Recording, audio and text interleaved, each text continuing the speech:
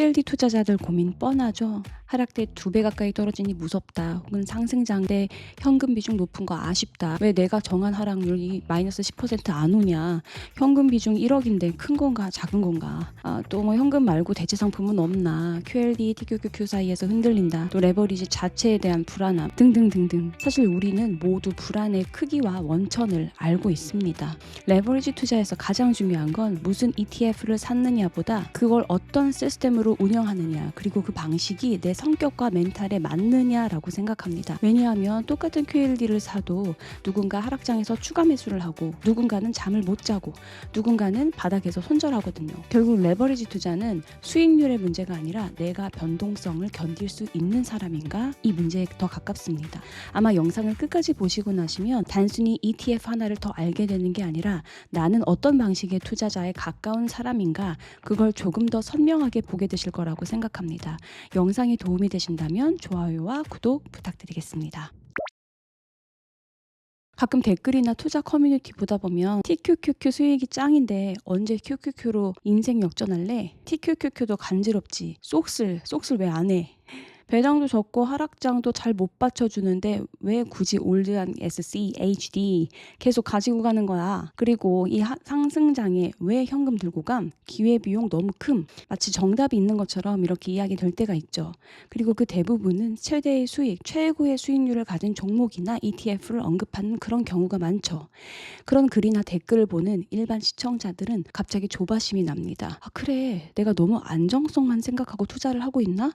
이래서 언제 부자 되지? 내 포트 좀 수정해볼까? 그럼 그런 분들에게 이런 댓글들도 눈에 들어옵니다. 안정성을 확보하기 위해 SCHD를 사거나 SGOV를 들고 있거나 현금을 일정 부분 보유했다는 그런 글에는 겁이 많네. 수익률을 모르네. 내 말 이해 못하시네. 비효율적이다. 이런 식의 댓글이 올라오는 거죠. 다시금 우리의 동공이 흔들립니다.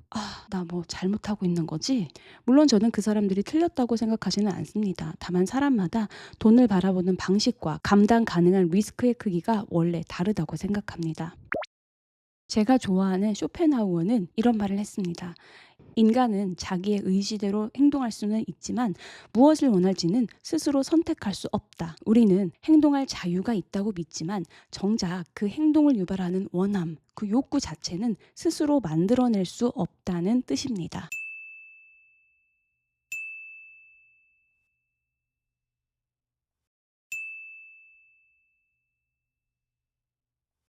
이 말을 투자에 대입해보면 생각보다 굉장히 현실적입니다. 어떤 사람은 원래 안정감을 중요하게 느끼고, 어떤 사람은 큰 변동성을 감수하면서라도 더 높은 가능성, 더 높은 수익률에 끌릴 수 있어요.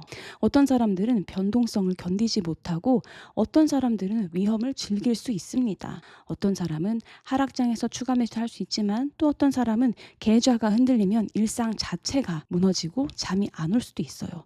그걸 단순히 멘탈이 약하다, 겁이 많네 라고 말하기는 어렵다고 생각합니다.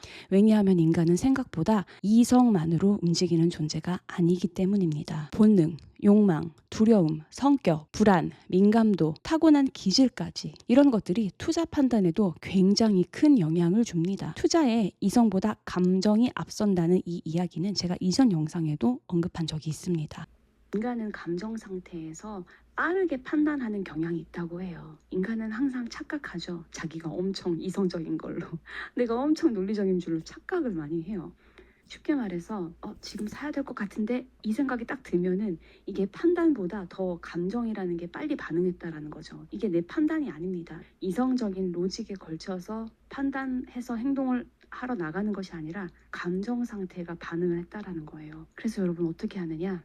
첫 번째, 그래서 같은 QLD 투자자여도 누군가는 50%의 QLD 비중이 편안하고 누군가에게는 20%만 돼도 잠이 안 올 수 있습니다. 누군가는 하락장에서 추가 매수 가능하지만 누군가는 그 공포에 압도될 수 있습니다. 그리고 이건 누가 더 우월하고 누가 더 열등해서 누가 더 멘탈이 강해서가 아니라 그냥 서로 다른 사람인 것에 가깝다고 생각합니다.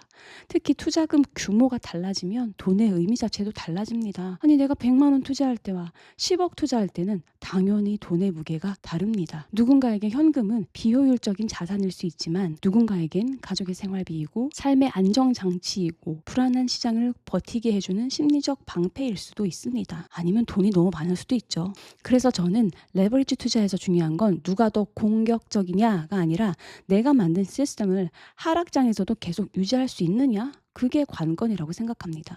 그리고 아마 이 채널을 보고 계신 많은 분들도 단순히 대박 수익률, 짱 많은 수익률 이런 것보다는 어떻게 하면 오래 살아남을 수 있을지, 어떻게 하면 내가 내 멘탈을 지키면서 안정적으로 마음 편히 투자할 수 있을지를 더 고민하시는 분들이 아닐까 생각합니다.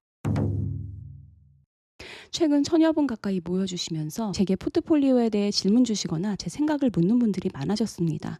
그런데 문제는 저는 닷컴 버블도 겪어보지 못했고 2008년 금융위기를 QLD 투자자로 버텨본 적도 없는 사람입니다. 지금의 저는 책과 차트로 혹은 공부하며 AI와 싸워가며 배우고 익힌 사람이지 아직 모든 하락장을 몸으로 직접 겪은 사람 아닙니다. 당연히 저의 조언이나 의견이 베스트 답변은 아니며 질문 주신 분의 상황과 기질 그리고 레버리지에 대한 이해도 등등 이 상황이 각각 다르기 때문에 생각과는 다를 수도 있고 또 정확히 그 사람의 현실에 맞지 않을 수도 있어요. 그래서 저는 여러분 사세요. 그렇게 하시면 좋습니다. 대신에 저는 이렇게 하고 있습니다. 저는 저라면 이렇게 하겠습니다. 라고 순화해서 말하기도 합니다. 저도 여러분들이 말씀드리면 알만한 유튜버와 블로거님, 제 주식의 조카님과 주식의 아버지 그 분들께 오픈되는 걸 무릅쓰고 포트폴리오나 제 투자 방식에 대해 질문하거나 거기서 답을 얻기도 하였습니다. 그래서 그 간절함을 잘 알고 있기에 열심히 답변을 드리고는 있습니다. 하지만 제 얘기를 다 따라하시는 분은 없을 거라고 장담합니다. 저도 그랬으니까요. 제 채널에서 하신 질문 다른 채널에 가셔서 똑같이 질문하시는 글도 제가 봤고 그건 정말 멋진 행동이라고 생각합니다. 주식 투자라는 게 내 미래를 아주 바꿀 수 있는 그런 치트키가 될 수도 있는데 최대한 정보 서치하고 남의 말도 들어보고 더 훌륭한 사람 말 많이 들어보고 해야죠. 저 또한 그랬습니다. 문제는 남의 말만 듣고 나에 대한 이해가 없이 그냥 그걸 받아들이는 그 행위가 문제인 거죠. 정리합니다. 니체도 비슷한 이야기를 했죠. 왜 살아야 하는지를 아는 사람은 거의 모든 상황을 견딜 수 있다. 투자도 비슷한 것 같습니다. 왜 내가 QLD를 하는지, 왜 현금을 들고 있는지, 왜 슈드 섞는지, 왜 TQQQ 비중을 그렇게 제한하는지 그 이유가 명확한 사람은 하락장이 와도 비교적 덜 흔들립니다. 반대로 이유 없이 남 따라 들어오면 상승장에서는 행복할 수 있지만 하락장에서는 방향을 잃기 쉽습니다. 그래서 저는 이 채널에서 정답을 말하기보다 QLD와 나스닥 레버리지 투자를 어떻게 내 시스템으로 만들 수 있는지 그리고 그 과정에서 어떤 감정과 고민이 생기는지를 같이 이야기하고 싶습니다. 저 역시 아직 배우는 중이고 아직 모든 사이클을 겪어본 것도 아닙니다. 그래서 앞으로도 따라오세요 보다는 저는 이렇게 고민하고 있습니다를 솔직하게 남기려고 합니다. 아마 그게 레버리지 투자자에게 조금은 현실적인 도움이 되지 않을까 생각합니다. 영상이 도움되셨다면 좋아요, 구독 부탁드리겠습니다. 여러분 감사합니다. 안녕.